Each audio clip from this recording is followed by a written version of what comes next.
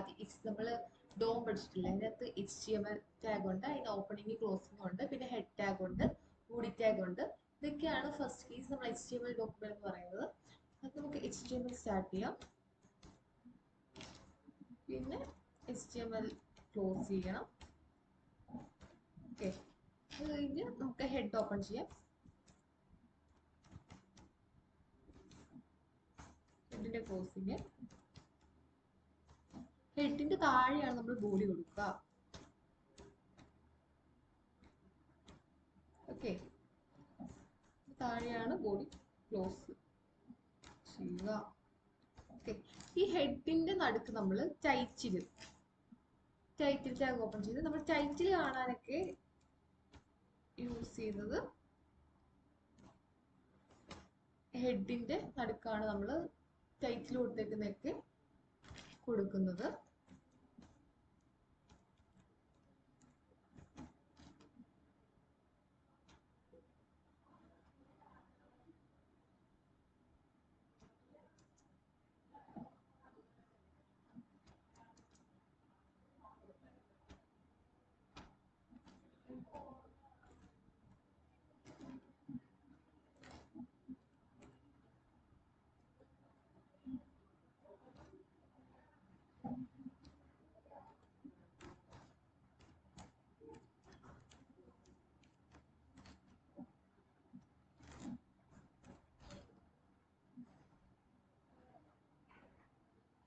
നമുക്ക് വേണേൽ H1 കൊടുക്കാം.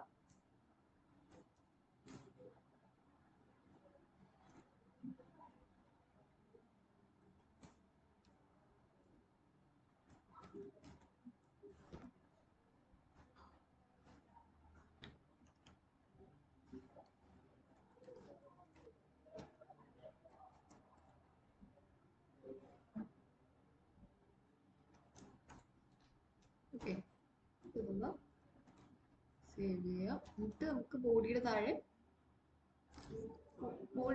നമ്മൾ ഫോം പേജ് എല്ലാം ക്രിയേറ്റ് ചെയ്യുന്നത്. നമ്മൾ ഹെഡിന്റെ കൊടുത്തിട്ട് നമുക്ക് ഒന്ന്